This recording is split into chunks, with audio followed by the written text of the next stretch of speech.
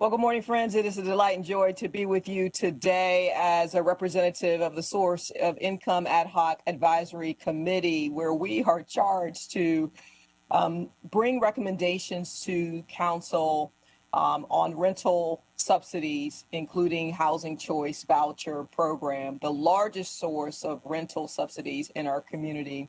Oftentimes we look at this work and it sometimes can be mundane, but we realize as a team that this work is going to be crucial and critical to who we are as this great city of Charlotte. And we don't take it lightly. And we count it a high privilege to have been chosen to be a part of this work, this tedious work. But nonetheless, we are the change agents that the world is waiting on. So welcome today as we begin our meeting. Thank you so much for that, Stephanie.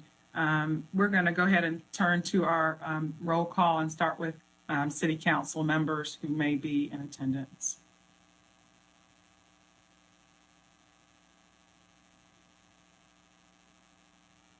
Okay, I don't think we have any city council members with us. We'll turn to our committee members. Sure thing, I'll start. My name is Mark Etheridge. I'm a partner at Ascent Housing, co-chair of this committee, and it's a pleasure to be with everyone this morning. Good morning, Kim Graham, Executive Director of the Greater Charlotte Apartment Association, and I also co-chair the committee with Mark. Good morning, I'm Beverly McClooney with SL Nussbaum Realty, and I'm a member of the committee. Is Clay on? All right, we'll move to Dr. Moorhand. Stephanie Moorhand, representing the community through the United Methodist Church. It's a delight and joy to be with you today.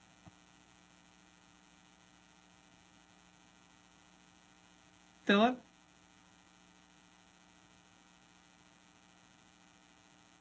Hi, Philip Tegler, the Poverty and Race Research Action Council in DC, and privileged to be part of this group. Fred Warren is not with us, so we'll move to Enlivian staff.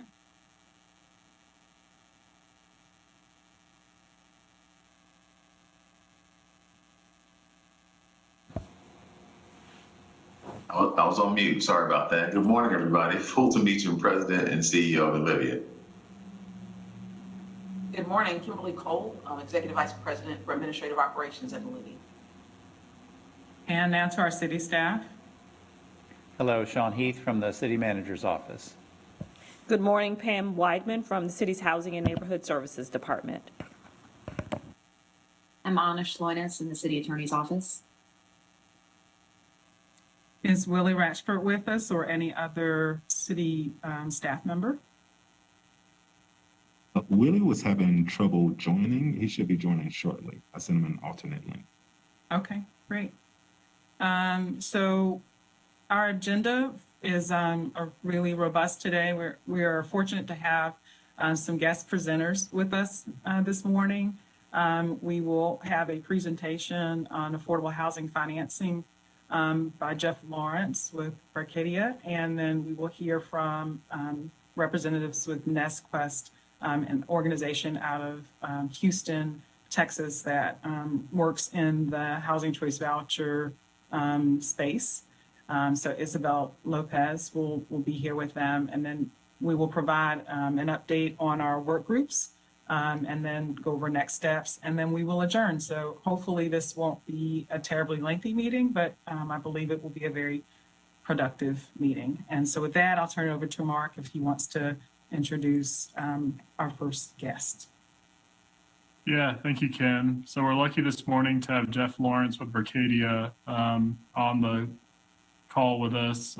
He has 25 years of experience originating and underwriting debt transactions for both affordable and market rate properties across the country.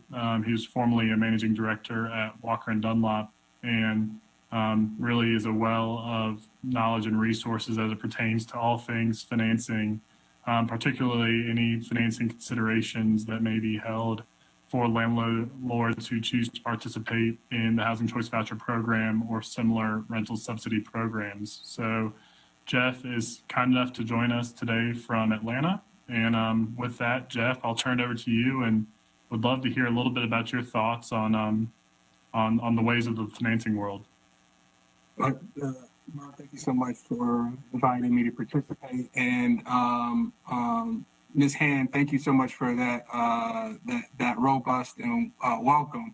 Got me excited all the way down here in Atlanta. If I choose to move from Atlanta, Charlotte is now high on that list of alternative cities with that rousing start to this meeting. Mark and I had a chance to talk about housing choice vouchers and how they're perceived in the world of finance.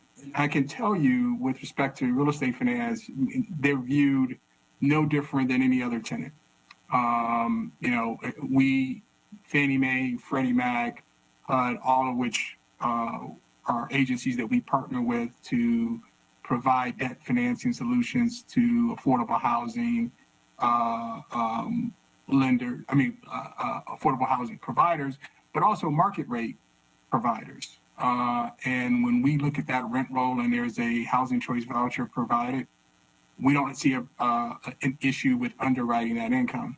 And interestingly enough, throughout the pandemic, what we have found is that, this is more anecdotal, evidence.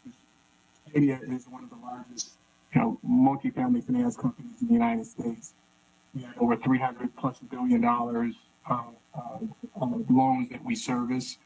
And when we look at our portfolio of loans that we service throughout the pandemic, what we have found is that the properties that, had a fair amount of either vouchers or project-based subsidy attached to them, what we found is that the cash flow for those properties was very durable, even at the height of the uncertainty around the pandemic.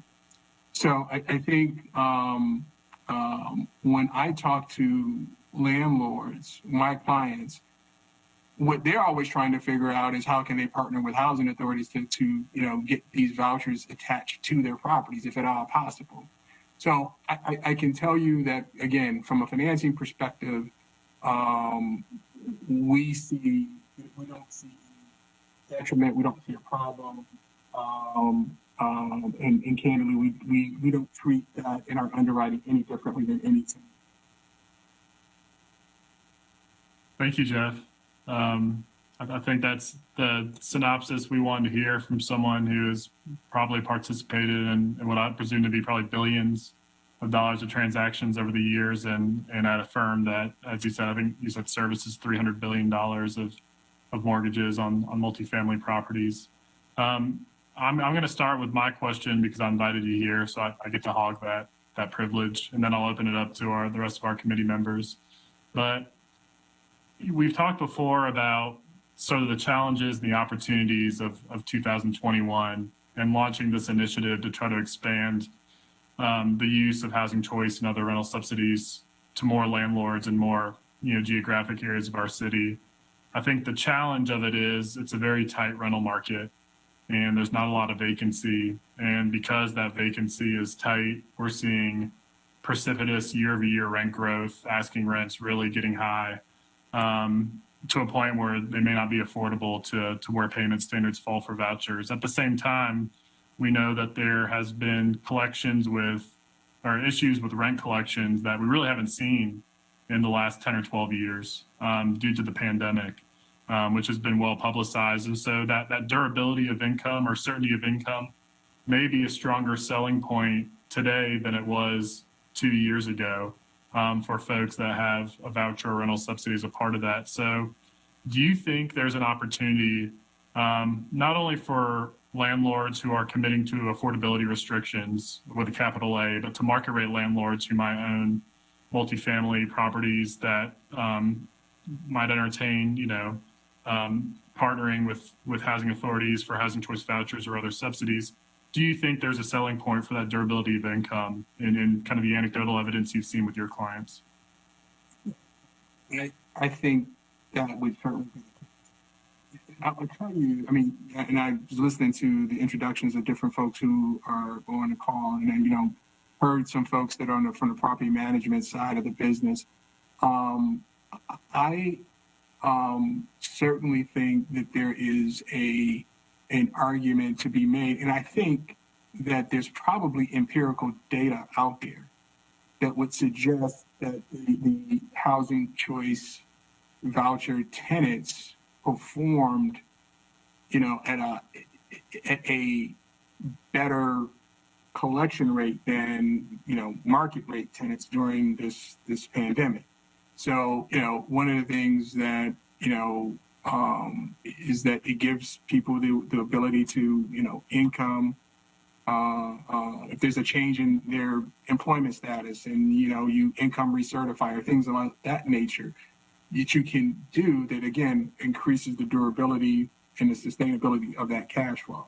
So I think if you can lay out those types of arguments to a landlord, I would think that would be a great selling point. Now, I'm convinced that you would never convince all, of the rental pool out there to accept the housing choice vouchers. But I think those who don't participate, who may be on that margin, when they understand it and they can look back, and you can point to empirical evidence about the performance, the durability of the cash flow. That's a very compelling argument, especially in the times when there's a significant number of owners who, because of the pandemic, had real collection issues. Thank you. With that, I'll invite any of our other committee members to please ask your questions to Jeff.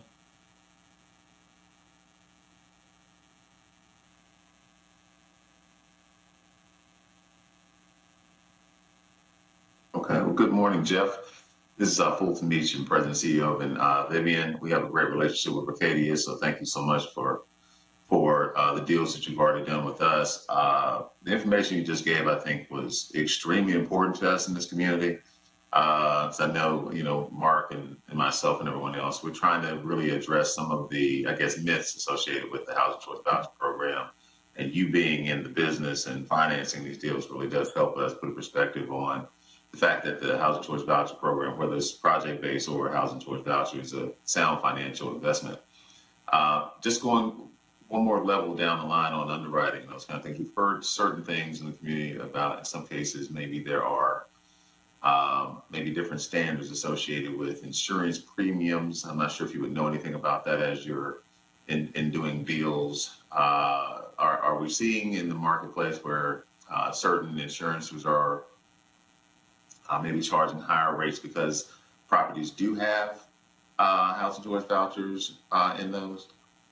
So I will tell you, Mr. Meacham, we're seeing insurance issues across the board. So it is not, I don't think that anyone could say, there is a actual kind of cause and effect relationship. Insurance costs are up dramatically.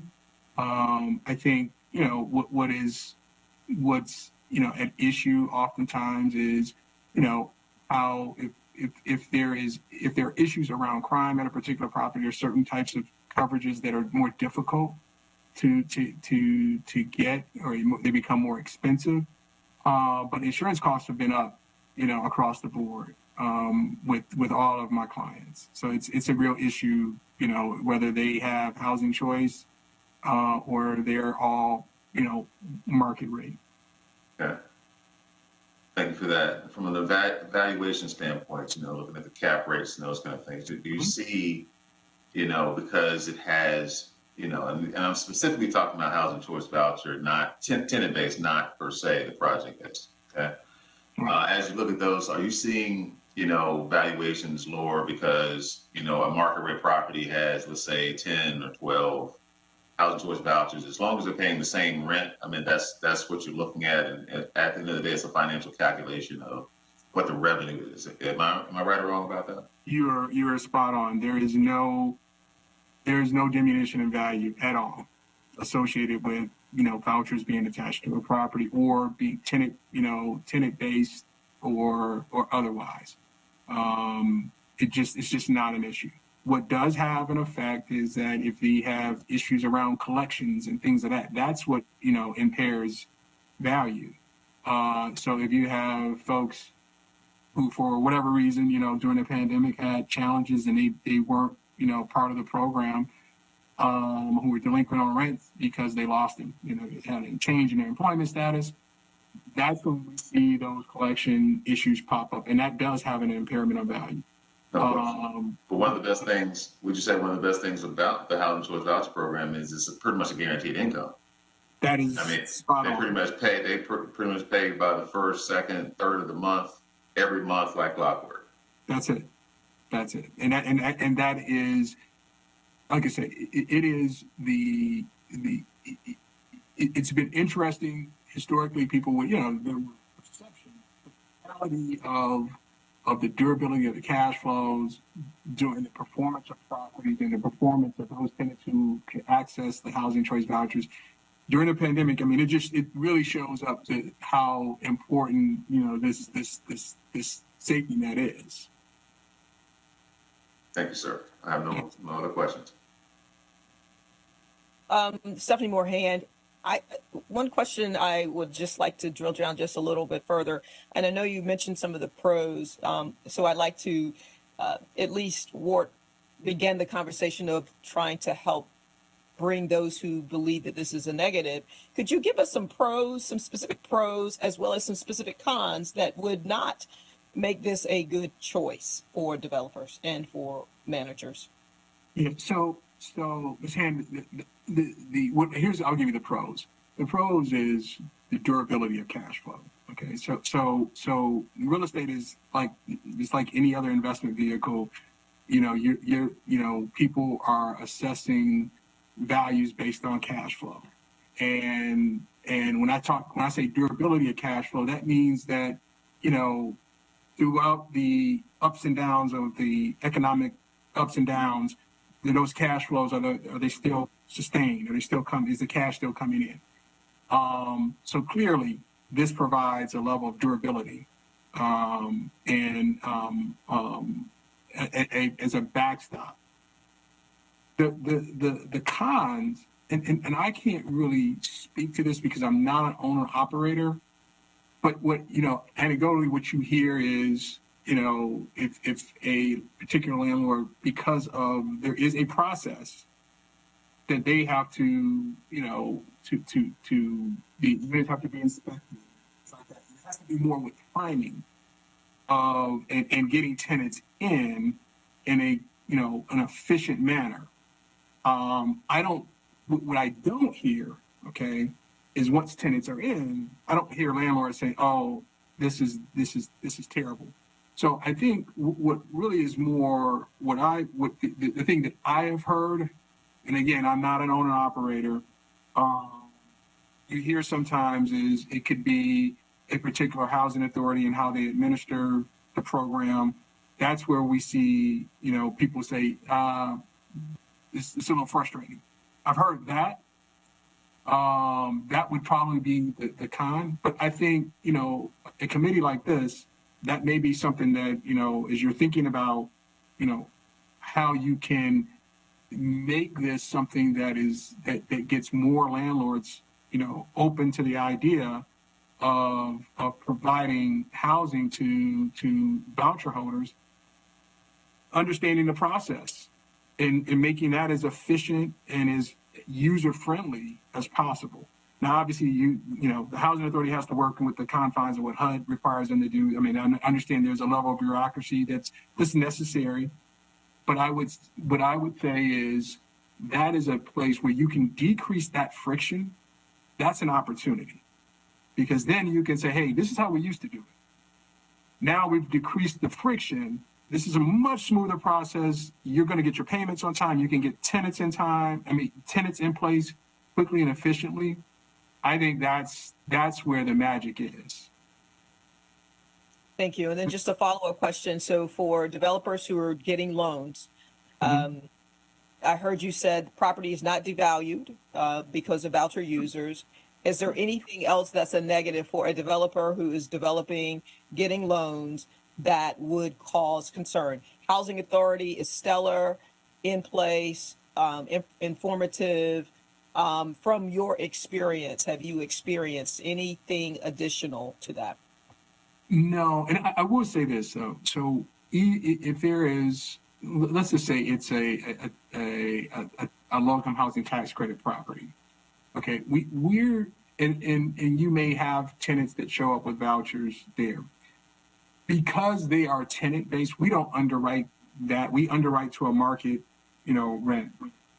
The only time it really impacts us is when we have like either project-based vouchers or project-based Section 8 contracts, because those actually are viewed very, very positively by the financing world, because again, it's certainty of execution, certainty of the cash flow. But that aside, Ms. Hand, there really is no diminution in value.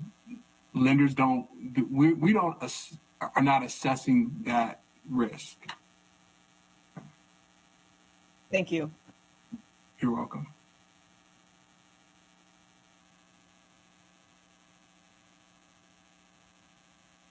Any other questions from committee members? I also would like to acknowledge Clay Grubb, our committee member who's joined us as well.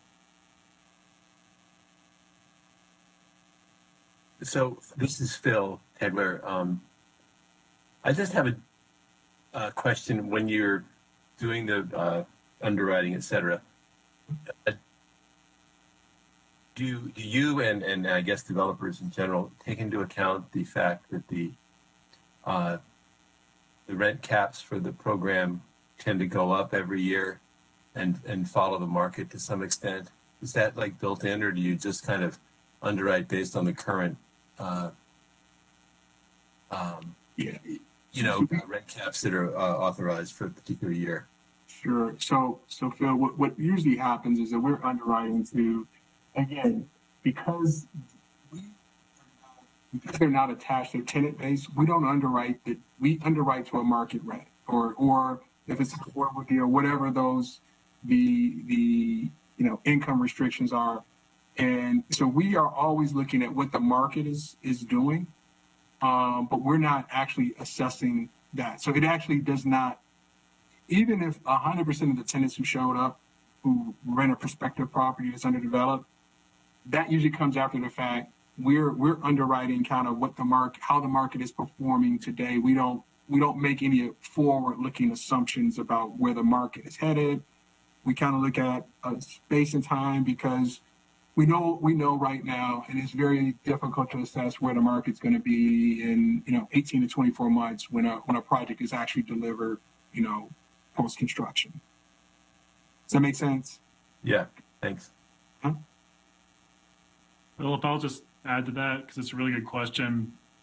When you get to a stabilized property, and as Jeff said, they really look at in-place income based on what the property cash flow is in the market. But more and more in this low interest rate, low cap rate, high property value world, interest-only periods get really important in making deals pencil, whether you're market rate or affordable. And one thing that lenders do is they have to grow rents at some index and think about that as the exit test. How do you refinance out of this loan when it's called in 10 years or 15 years or 20 years?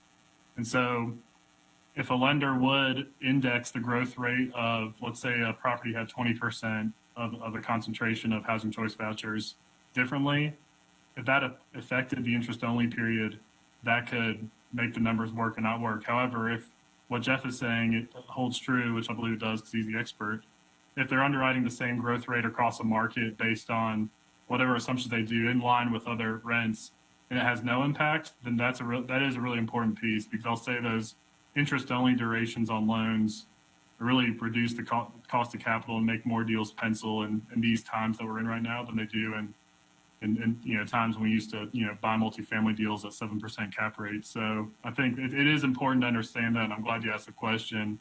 And if there is no impact, then that's a really strong kind of selling point, because that can make or break deals at times. Yeah, but I'm not sure that's accurate, because at the end of the day, like right now, rents are up 15% or 20% from where they were a year ago. Mm-hmm. So in a market rate property, you're going to take those new rents and assume the rest of the property is going to trend to them, correct? Whereas with the housing choice voucher, you're actually got the opposite, where, yeah, you do have an inflationary growth, but it's a 2% growth. So that property really is penalized when you go to underwrite. Is that not accurate, or is that not? So, Clay, I mean, you raise a good question. So here's what my experience has been. Lenders are not usually laser focused on what the concentration of housing choice vouchers are. Often in a rent roll, you just don't know. I mean, if we're looking at a 200-unit property, we're not, you're usually not dissecting it in that fashion. So it usually doesn't come into play. And we do what we would term in the industry naturally occurring affordable housing, quite a bit of that. And we know for a fact that a lot of those tenants probably have some type of voucher in place. But when you get a rent roll, it doesn't most times, it doesn't notate if there's a voucher. So we're not, we're really not, making that same assumption. So that's helpful. So obviously that wouldn't be the case if it was obviously a LIHTC property where everything's on it. But if you've got a mixed income property and say 15% of them are vouchers, you're going to take those new trended rents and assume the vouchers will get there. Is that what you're saying? Because you're not going to know the difference. You're just going to take, hey, here's what these new rents are, and here's where collections are. That's right. That's right.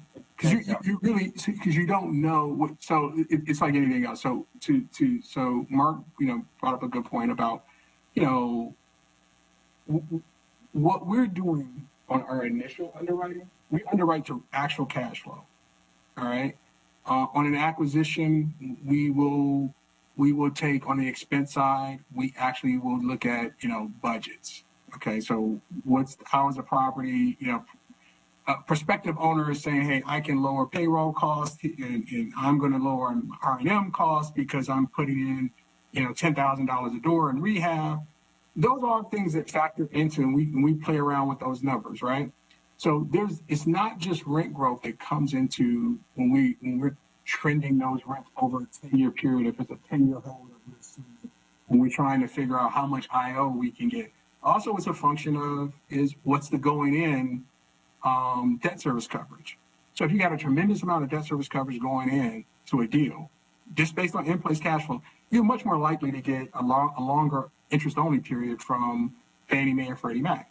When we do a HUD loan, there is no interest-only period. They don't allow for any interest only. It's going to be at a 30, 35, 40-year, amortization. So I think it's a function of every deal is different, and I'm kind of generalizing because I think it's probably more for the work that you all are doing.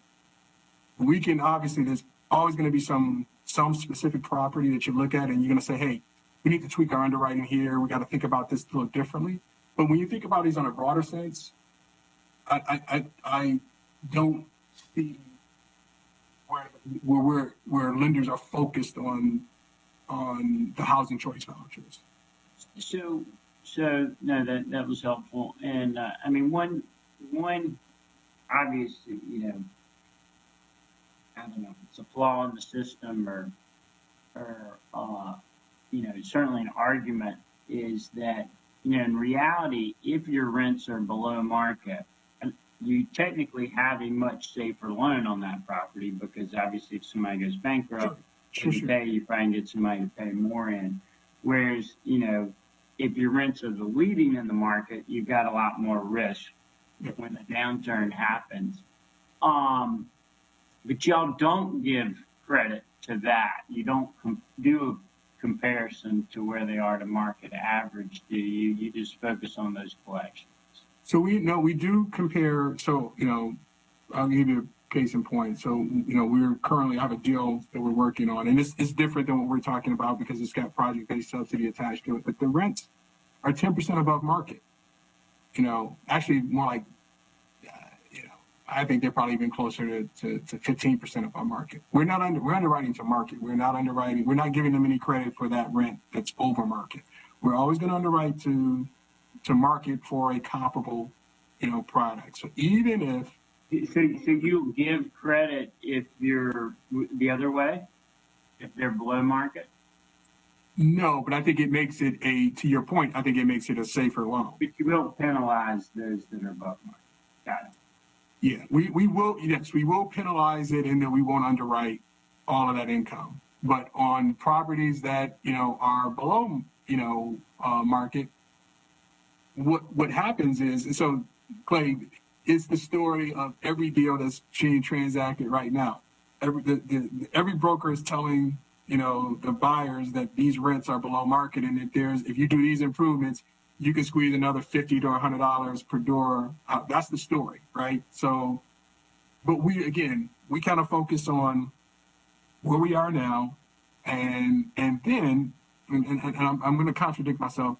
When you have an acquisition and there's a story to tell, you're typically not doing those with Fannie Mae, Freddie Mac, or HUD. They look at in-place cash flows. With the world, now the Wall Street lenders, the banks, you can tell a story, right, on a acquisition that says, hey, I can grow rents and things like that. And, maybe we've got, we're bringing in more housing choice vouchers and they're paying a market rent and we're going to be moving rents and we're going to be putting that $10,000 a door. That's a little bit more of a story with a business plan.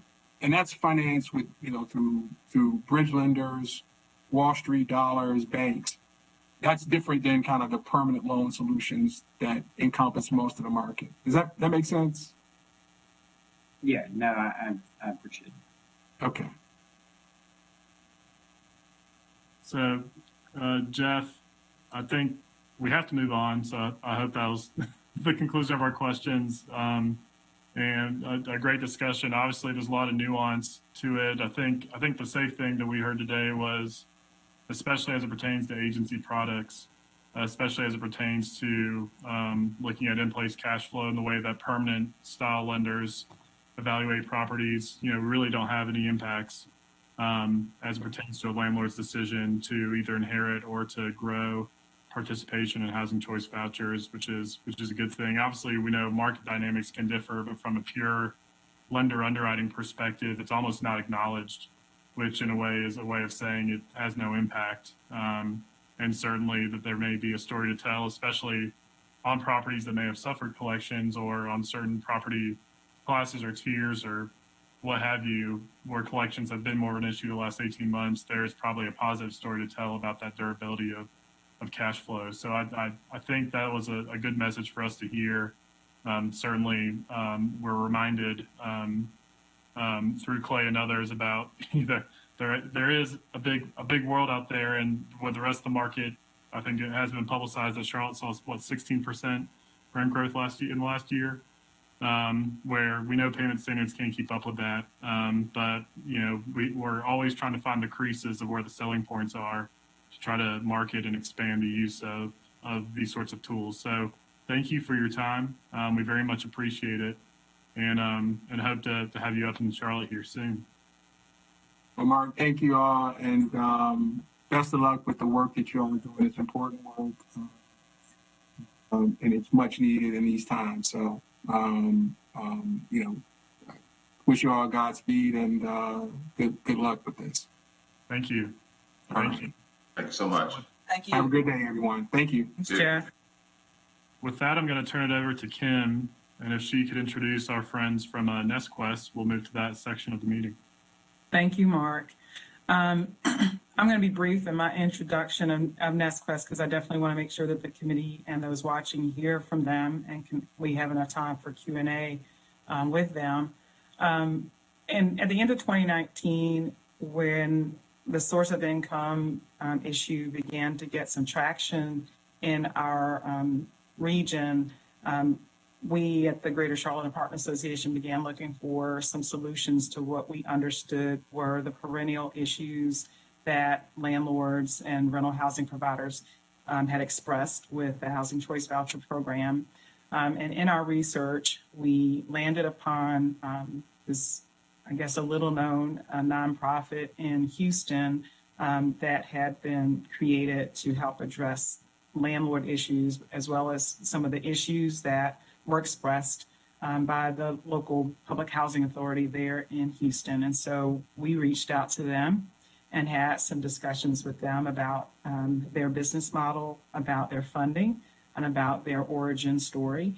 And so we're joined today by Hannah Mannion and Isabel Lopez, and we're going to turn it over to them to share their story, and then we will open it up for Q&A from committee members.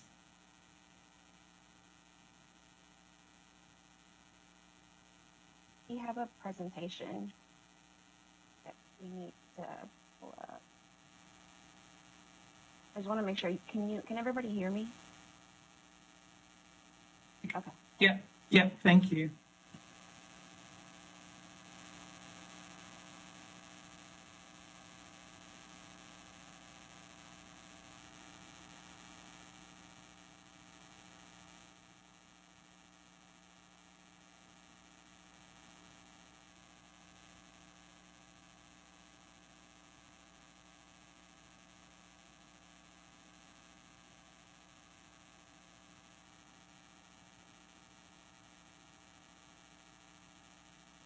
Sorry, there seems to be a little trouble with the slides. I may have to open it in Adobe. Can you see my screen?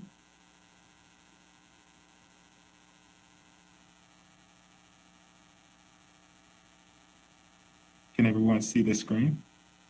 Yes. Okay. Yeah. Yes, it's not letting me show it in the in WebEx, so we may have to go this way.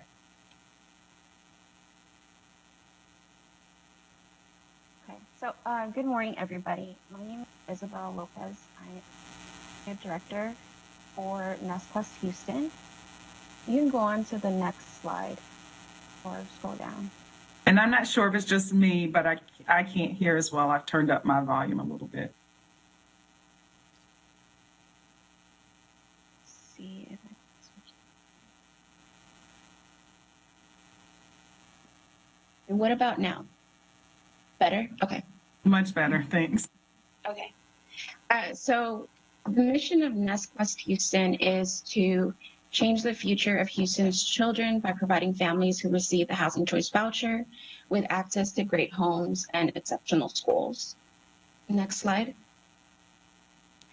Our nonprofit is currently staffed with 3 members. So it's myself. We have Hannah Mannion, which is our Director of Outreach and Development, and Sade Carr, which is our case manager. Next slide. So NestQuest is an independent nonprofit organization. We've been in operation since 2017. Our first lease for our Section 8 family was in March of 2018. What we do is we specialize in finding apartments in areas that are zoned to A+ to B rated public schools. And this is based off the Children at Risk ranking system. So we help voucher holders maximize their affordability while finding a home that's suitable to their needs. We do act as a landlord by subleasing the unit with a fixed security deposit to each of those families. Next slide.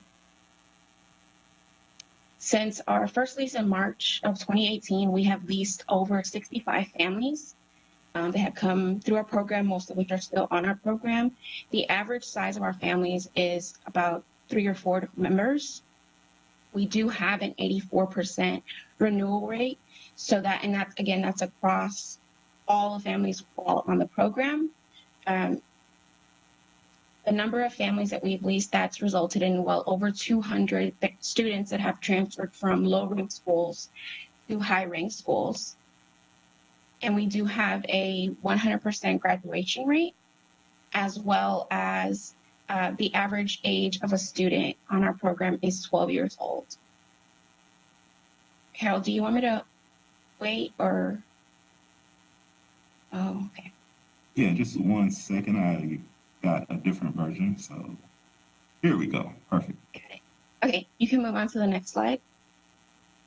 So we performed a tenant survey in 2020, and that did result in 100% of our tenants believing that the move with NestQuest was beneficial to their family. We also found that there was a 95% satisfaction rate amongst our tenants, and this is also across 20 different schools. And then overall, the recommendation rate is at 93%, and this is if our families find that the program is in their favor and they're willing to recommend that to another family or friend.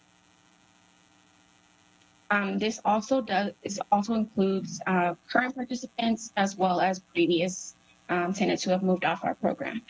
Next slide. Next slide. So to be eligible for our program, the family does have to be an active participant of the Housing Choice Voucher Program. They must have at least one child that's enrolled in kindergarten through 12th grade. The properties to be eligible have to be safe, comfortable, and high quality units.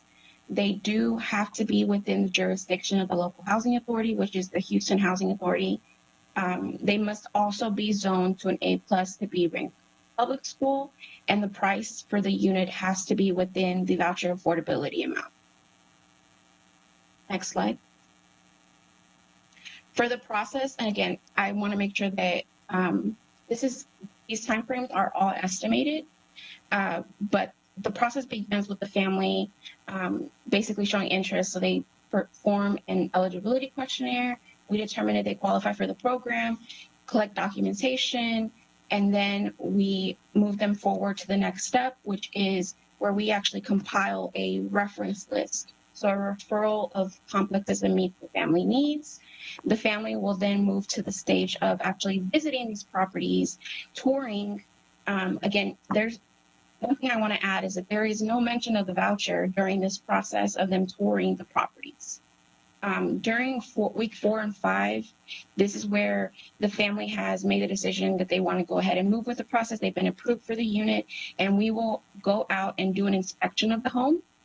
Once our inspection has been completed, we then move forward with the housing inspection that's conducted. Once they're approved, the family can immediately move in based on that initial pass date from the housing authority's inspection. These timeframes, like I said, are estimated. We've had families who are able to move through this process within 3 weeks, just depending on availability, if they actually are actively participating in the touring.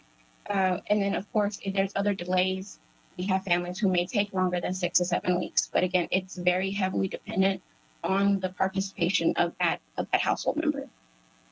Next slide. Next slide.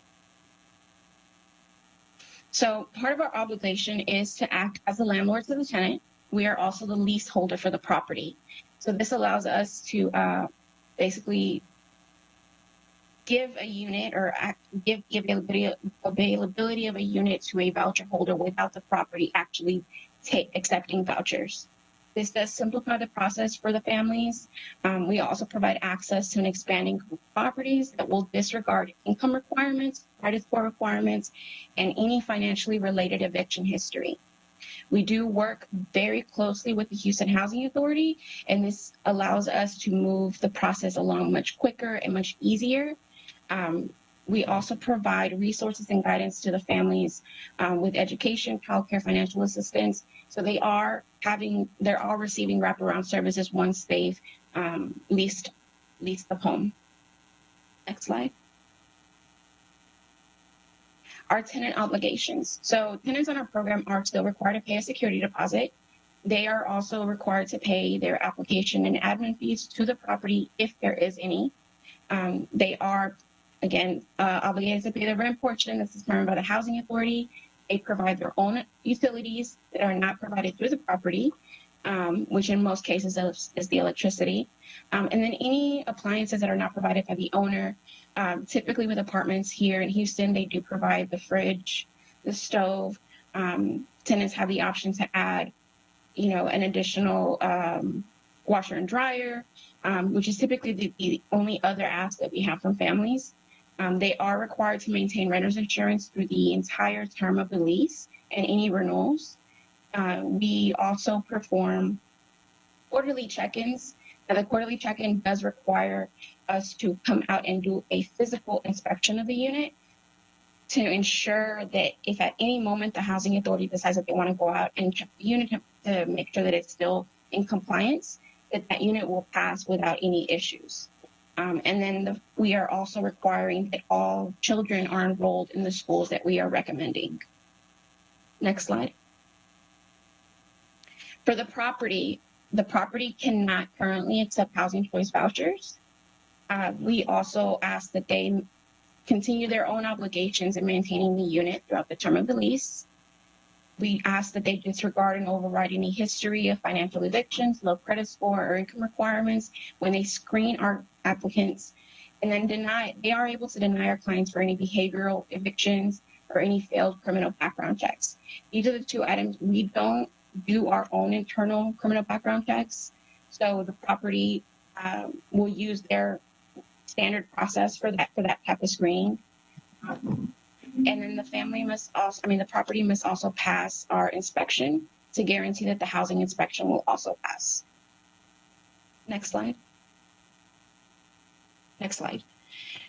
Some of the short-term benefits for our family, obviously the biggest one is the children get to study at some of the best schools in the city. The family will have access to high opportunity zones, which are areas that have higher employment opportunities, obviously quality education. They're closer to different resources that they may need. And then the other part is the increased choice in housing. Because we work with properties that do not accept the Section 8 voucher, this is an access that they would not normally have if they were doing the search on their own. We also, one of the other benefits is the no credit check. A lot of the clients that we enroll in our program have either very low credit score or they have something on their credit that they've not been able to close out or are in the process of working. Obviously, that's going to cause them to be denied at any other property. We will also manage the housing paperwork. So we take care of the client's landlord packet, their voucher. All of that is completed by us. The family just needs to make sure that this is the unit they want before we go through that process. And then they lease in a safe and stable complexes. And obviously the home is going to pass the housing inspection. This is a guarantee. We have a guarantee that each inspection from the Housing Authority will pass the first time. Next slide. Some of the long-term benefits that we've seen in our families, as well as based on studies that have reviewed this type of model, is there's a GPA increase of 2 points, again, per year, 20% more likely to graduate from high school. The child is also 32% more likely to attend college, 31% increase in lifetime earnings, and obviously the housing stability that reduces certain health risks like diabetes, depression, obesity. There's also a 30% less likelihood of teen parenthood, and 47 times less likely to be incarcerated. Next slide. For our case management, once the family has enrolled in our program, there is a constant communication between the case manager and the family. Every family is different. Their needs are different. Their goals are different. So that constant communication allows us to make sure that we are working with them to their needs, making sure that we are working between them and the Housing Authority as necessary, or between them and the property, to make sure that their transition to this new property or this new area has also been easy for them, or as easy as possible. We do resource matching. So we have been very fortunate to have a lot of other organizations work with our program to provide resources such as food assistance, clothing, furniture assistance, utility assistance. So because again, our biggest goal is to make sure that we are providing the stability for the child. So obviously, if the head of household is struggling with any of these things, that is going to create a barrier with a family in transition. Like I mentioned before, we do goal setting and pathway to achievement. One of the biggest questions we get is, what sort of goals are our families setting? We don't believe that everybody's goal should be home ownership. If that family is striving for that, then that's the goal that we're willing to set within that year, or at least get close enough to it to where we can move on to the next step in the second year. And then the biggest one that we have across all of our clients is financial budgeting and planning. So again, if they have a goal that does require them to be at a certain position in their credit history, then we want to make sure that we're teaching all of our clients, or educating them on what actual budgeting of a household looks like, and making sure that they're planning accordingly and taking advantage of the time while they're on our program. Next slide. So I'm going to turn this over to Hannah Mannion, our development director. And just let me give you guys a little bit more information about our partners in schools. Thanks, Isabel. Hello, everybody. Great to be here. As you can see on the screen, I know we are very differently designed city with regards to Houston versus Charlotte. However, here I'm showing 1, 2, 3, 4, 5, 6 of the biggest ISDs that we are currently actively leasing homes within. One of them here, HISD, is one of the biggest in the country. And we're really delighted to know that over 60%, in fact, I even know these numbers are closer to 70% this month with new families who've joined our program, that the schools our students are going to now through our homes are really high ranking. They have the right resources. They've got the right support system within a school and diagnostics teams. We've worked quite a long time, well, quite hard to build relationships within the school districts and with individual schools and the properties around them. As you can see here, this is some of our amazing families, some great people that we've supported and worked with over many years. Some families who've been leasing with us for over 3 years and have just signed another year to remain on our program and remain in a stable home, in a safe and healthy home that they weren't able to access with their voucher. We also took the opportunity to provide transportation to and from the polling stations last year. This is 2 of our distribution events last year. This year. We don't just provide stable housing for our families. We provide very trusting relationship and involved relationship with each adult and with each child. You can see on the left some of our Valentine's distributions. Every recipient on our program at the moment is a single mom, is a mom who is extremely burdened by rent and by bills, and the situation financially that they are in would typically be denied access to the homes that they are now living in. And we've built very much through our case managers, through Isabel and myself, such a communication and trust really strengthened how we relate to our clients and how they relate to us, how they communicate with us. So minor things to you and I, such as Valentine's, birthdays, Easter gifts, something we may all take for granted, our clients are very, very grateful for, and these are additional aspects of what we provide to them. Some of the testimonials here you'll see from our families really stand out to me, that each person works and is discussing how their schooling has improved, their child has improved. It's brought the best out in them. Sorry, the screen keeps moving at my end. But this first one here is, I really struggled to find a good apartment complex which would accept my voucher. And then I found Nest Quest, who made my search and leasing process smooth and straightforward. We hear this every day.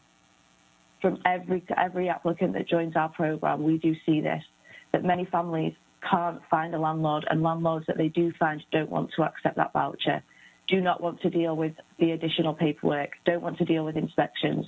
We've built partnerships with a number of properties and management companies now where they have said, I don't want to work directly with them, but we will work with you, Nest West, because you submit all the paperwork on time, you show up, you pay the bill. Your clients are fantastic people. They are not the previous disillusionment that we've had of typical voucher holder families. These are people who are really trying to better themselves, better their children's lives, and move forward from that. We've made this possible through working with a number of partners. Here you can see on the screen the Housing Authority, the Apartment Association, Texas Houses. It's great to see that some of these organizations in Charlotte are represented in today's meeting, understanding the importance of the collaboration between different organizations, public and private, and how it improves housing opportunities for families who desperately need them. A number of our biggest funders here shown are the Rockwell Fund, incredible organization here in Houston, Centerpoint Energy, the biggest provider of energy in our region, Blue Cross Blue Shield, one of the greatest health organizations, and again, they're supporting us, understanding the importance of housing on the health of our children. A number of organizations we work with regards to data, research that we're involved with, but actively sharing and advocating on behalf of voucher holders. We do so through Rice University's Kinder Institute, and with the National Low Income Housing Coalition. Some of our property partners here, again, each of them, we've built a trusted relationship with them, and we've proven ourselves to them with regards to our rent records, our payment records, and really how we vet each family that joins our program, and have built and allocated and specifically chosen key properties that they work with. Now, Greystar own hundreds of properties in this area. We don't work with every single property. We work with the properties that we know will provide safe and healthy homes, will be on time and will show up to do maintenance, and are not in dangerous neighborhoods, are not zoned to the key schools that we need our students to be in for their best future. We wouldn't be able to run our program without the support of these organizations here. Here you can see some of the fantastic homes we're leasing at the moment. These are across the region. These are not within the same property or in the same area. We do go out of our way to ensure that everything is of a high quality, everything is well maintained, there is no damp, there are no pests. The air conditioning works, because we are down here in Texas and it is hot. We need that air conditioning. We don't need maintenance to be waiting and leaving our mums and their babies in their homes overheating. We also try and work very much so with properties that have that outdoor space, have different recreational areas for the children of all ages and for mum within that home, with regards to gyms, with regards to walking spaces, and even play centres. Isabel mentioned earlier, and again we can mention here, some of our non-profit partners. So again, Children at Risk. We truly really do work closely with them for their non-partisan review of the schools within our area, not a state-led or city-led or regional review of our schools. And they go really into the very fine detail to help us to understand and work with each mum and with each student on where they will be placed. The furniture bank, Isabel mentioned that we do provide furniture to a number of our families. We do this through working with our local furniture bank, arranging those appointments, highlighting key furniture each family needs. No child on our program will sleep on the floor. No adult on our program will sleep on the floor. We ensure everyone has a bed, a pillow, and a duvet, something we may all take for granted. Many of our families coming through our disaster recovery program truly need that guidance and assistance. And a number of our other organisations there, just great people helping us provide more services. And yeah, that's us at NestQuest. I'm happy to answer any questions. I'm sure Isabel is too. Thank you, Isabel, and thank you, Hannah. I know what you all do, and so I'm going to be quiet and let committee members or other members here, maybe city staff, ask questions. I'll just chime in that, this is sounds fantastic, and really great work you guys are doing to bridge that gap between landlords that are hesitant to participate and those who have vouchers. I'd be just curious, what's y'all's annual budget, as we think or look at considering bringing something like this to Charlotte? So right now at full capacity, our annual budget is well over 1.2 million. Obviously because we do our housing authority, a lot of that revenue is coming from rent for our tenants. And we do receive reimbursements. Within the first 2 years, we operated on a $1.2 million grant for a 2-year pilot. And that allowed us to support 10 families for 3 years. So it was spread out really quickly. We did take a pause to make sure that we were able to work out any kinks to continue the program. At this point, we're actually well on our way to 50 families by the end of this year. And our overall goal is to reach 350 within the next 5 years. And do you have some families that I feel like this happens a lot where, I shouldn't say happens a lot, but you have a family that I sudden you've adopted now no longer is eligible for their voucher, and you're now having to subsidize that difference, or are all of your 100% of yours still tied to vouchers? Every single family that's on our program is tied to a voucher. If they do have some sort of issue that comes up with the housing authority that may result in them losing their voucher, we will step in to assist them in keeping the voucher. My experience, I've worked for both housing authorities here in Houston, both Harris County and Houston Housing Authority, so I'm very familiar on what could cause a family to lose their voucher. With that, we are able to do anything and everything in our power to prevent that from happening. That even includes working with the property so that they're not getting any lease violations or anything like that that would result in them either being evicted or losing the housing voucher. So if they do end up losing it, again, it has to be something that's completely out of our control, at which point we would have to create a plan to continue assisting them until they can move out. We haven't broken a single lease since the beginning of our program, and we have a 0 eviction since 2018. So we're very, very closely tied with the housing authority as well as the apartment complex to make that almost obsolete. Thank you. I don't have any other questions. Isabel, hi, this is Phil Tegler.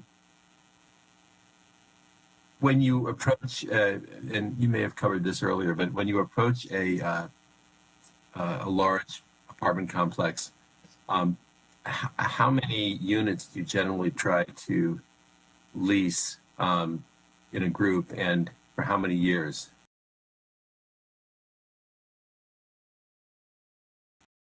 Landlords have then stood back and gone, okay, we accept this voucher now and we don't need the assistance of your program. We trust in the Housing Choice program now. We trust in this family, and also seen families go through the home ownership program.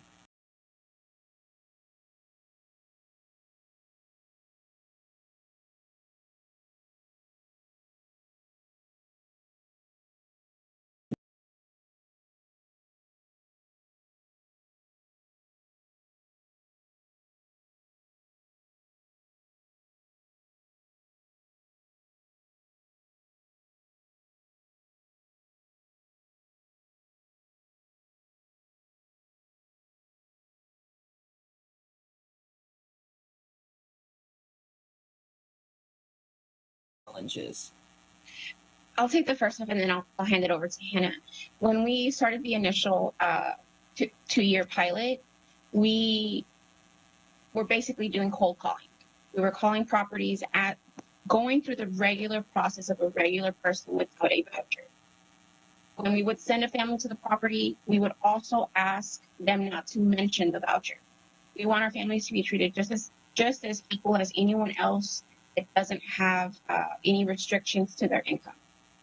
So that allowed us to build that trust with the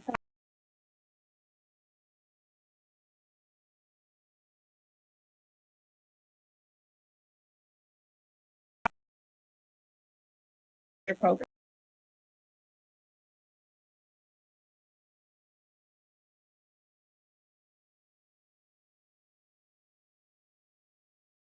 It is maintained. So the amount of involvement that we have with each of the properties is what's really allowed the properties to want to join. Obviously, that's grown over time. I don't know if Hannah wants to add on to that. Yeah, I definitely want to add on to that.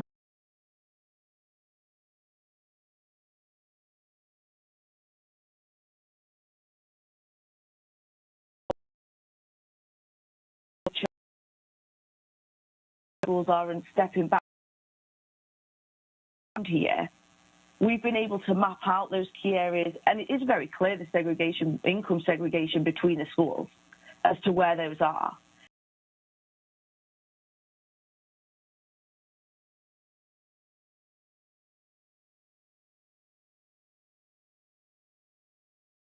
More of a where do you want to be and which areas to then focus on.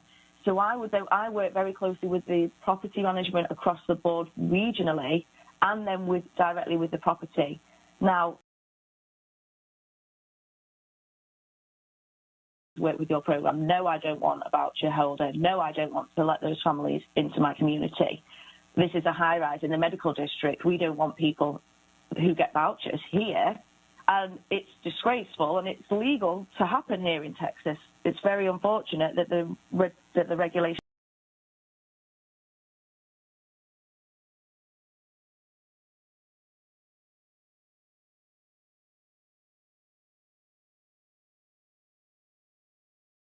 management team and regional directors to say, we want to be a part of that change.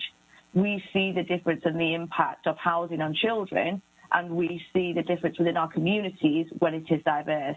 And the right properties are working with us. And the right properties are providing that access to our families who truly.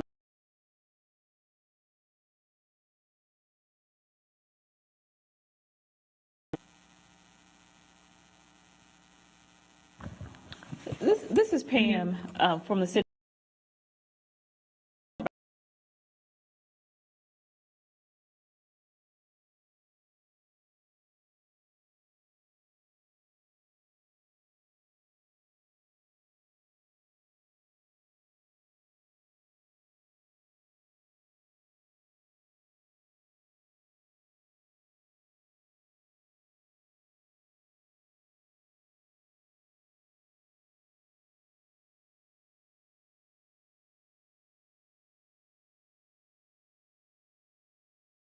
All sorts of rental vouchers. So thank you for that.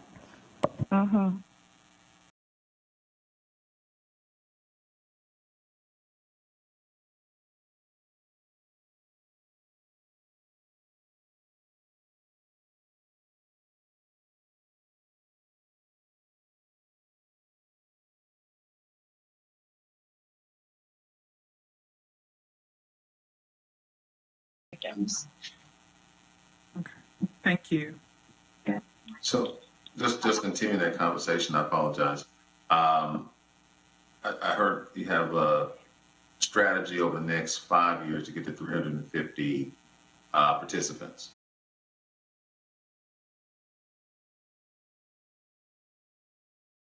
The scale is what we're trying to do, right? Yes. Sorry, go ahead. No. So I'm saying, what's your funding strategy to get to that scale, to 350 in 5 years?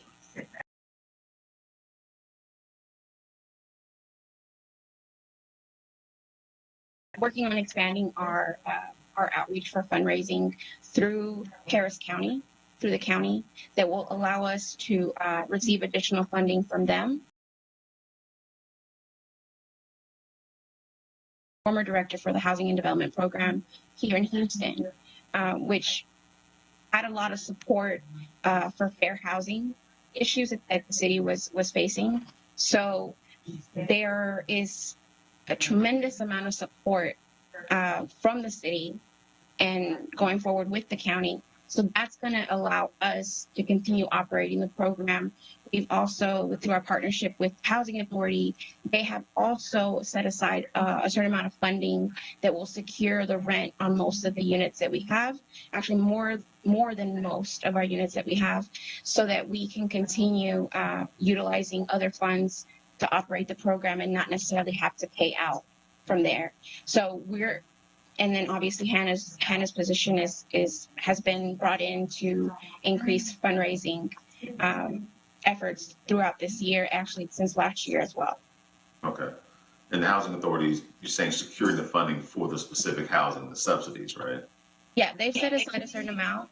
This actually just happened this year where we wanted to make sure that we didn't have any delays in payment for the landlords. So, and because we do pay that out of our operating funds, we were able to negotiate a deal with the Housing Authority where they pay us those rents in advance. So we're able to deduct from there and then continue operating as normal. Fantastic. You're doing great work. I just want to say that too. I really like the program. I know it's a concept we have. So everybody understands here, we have a program too, but it is more specific to opportunity areas. And we have about 37 families that we've placed in these higher opportunity areas. It is extremely labor intensive. So I do understand the work you do, and we don't do the property management side of it at all. The landlord aspect that you do, because it's just way too much. It's just way too much for us to do. But so I appreciate the work that you're doing in Houston. And, just so I'm going to try and wrap us up, but I just want to say, to dovetail on what Fulton just mentioned, the reason why I felt like it was important for us to hear from NestQuest is because, I think in any recommendations that we're going to make in a couple of months to our city council or Great Neighborhoods Committee, I think we have to be really progressive about thinking about ways to overcome some of the negative feedback that we've heard from landlords about why they don't participate in the program, right? And if that means figuring out how to marry some of the existing programs that we have, but then supplement by adding some additional layers so that we get to a more desirable model for landlords to increase the absorption rate of housing choice vouchers, then it helps us to hear from other jurisdictions that are doing similarly. So thank you, Isabel and Hannah, for presenting your model today, and we look forward to hearing about your future successes and see how well you guys do at hitting your 350 target by 2028 or something like that. My math is right. So with that, I'm going to just say quickly that we don't have our work group report outs. I will, however, say that the data and research work group met a little over a week ago to see the interactive map demonstration. However, we have some more tweaking to do on that interactive map, and we felt it would be premature to show that publicly, but we'll be working behind the scenes in between time to make sure that all the questions that committee members who participated in that interactive demo had get those questions answered so that we're ready in the future at future meetings to have that demonstrated and use that information to inform our recommendations. I would also just remind our committee members that we have a very exhaustive resource library and ask that after this meeting and certainly before our work groups meet again, and Mark and I will be working to schedule those meetings with our work groups, combined work group meetings in the coming weeks, that you all take some time and just see what's in the resource library. We have a ton of information, data, best practices, lesson learned, insights that we could all delve into to help inform our discussions. And so I just ask that everyone would take some time to do that. Mark and I might look in there and work with Pam Whiteman to see if there are some things, as well as with Fulton and Kim, to see if there are just some really substantive pieces in there that we can share, in particular, to have us all look at. And so just take a look at that. We'll send that link out again because we know it's been a while since we got that initial link from Gail. And so with that, those are our next steps, that we will be scheduling combined work group meetings so that we can begin to marry the data and research with the education and communication. And then we will have another meeting in November. And then hopefully we can begin to drill down on our recommendations so that we're prepared to present those to City Council in December. Any questions, concerns before we wrap up here with about 5 minutes left in our meeting? Okay. I see hands. So Phil, I'm going to catch you. Yeah, very quickly. I did sense some urgency around the recommendation of the City Council on that ordinance,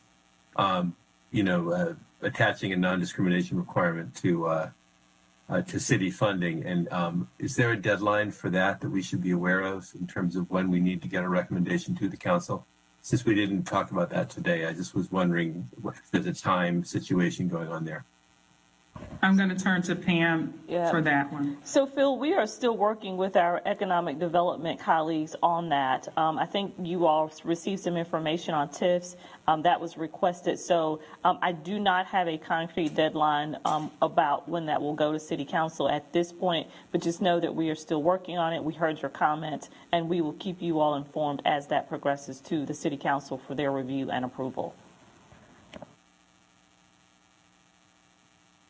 May I have a follow-up question on that? Because I believe, as we all, the subcommittees are gathering pieces of the puzzle, the visitors in which have come and articulated us what they're doing in their areas as guiding principles for us to make recommendations. I think it's imperative that we at least deal, because even though it's not in our purview, it is in our purview to have this conversation as a recommendation one way or another.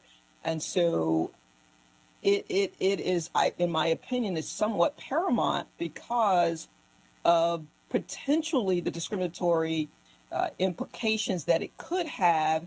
And if this committee was assembled to make recommendations, now that we have this information based on a previous guest that came and shared with us, this is paramount in the recommendation that we potentially would make.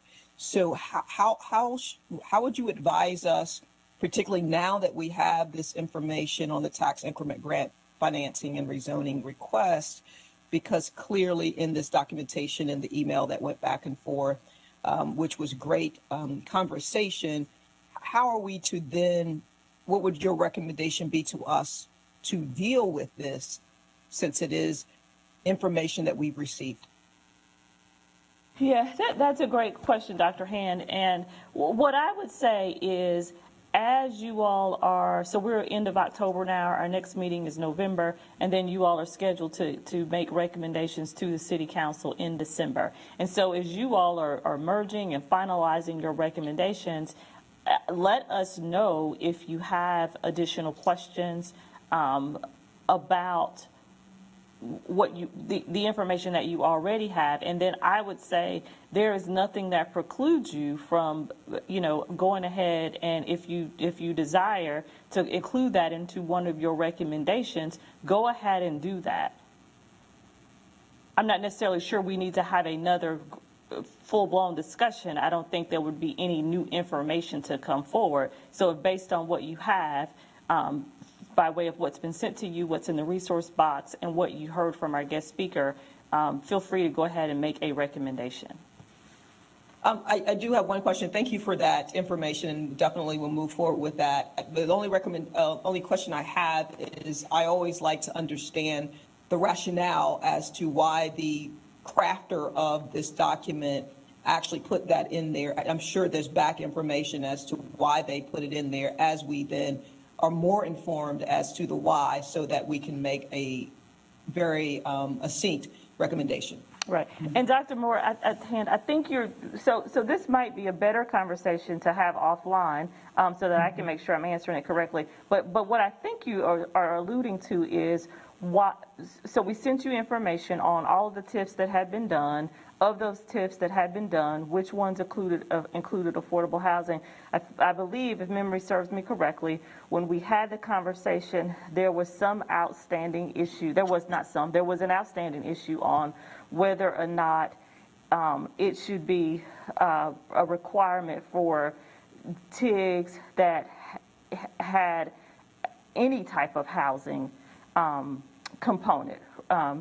And so, again, that's where we have gone back and forward based on kind of what we heard from you all and further thinking about it with our colleagues in economic development to say, let's continue to discuss this. Let's not close the door on if it has a market rate and no affordable. Let's talk about what that means for any housing component based on our conversation that we heard from you. So that's where we are. So again, we welcome any recommendation that you might have along those same lines. Thank you. And I'm happy to discuss that more with you if you'd like to. I would. Thank you for that offering. Wonderful. Well, thanks everybody for today. I think it was a great meeting. And again, thanks to our guest presenters for sharing with us today. We will see everybody back here in November for our committee meeting, and we will see our committee members in between time for our work group meetings. So keep an eye out for requests for availability for that. Thank you and take care. Bye-bye now. Thank you. Have a good one, Kim. Bye-bye.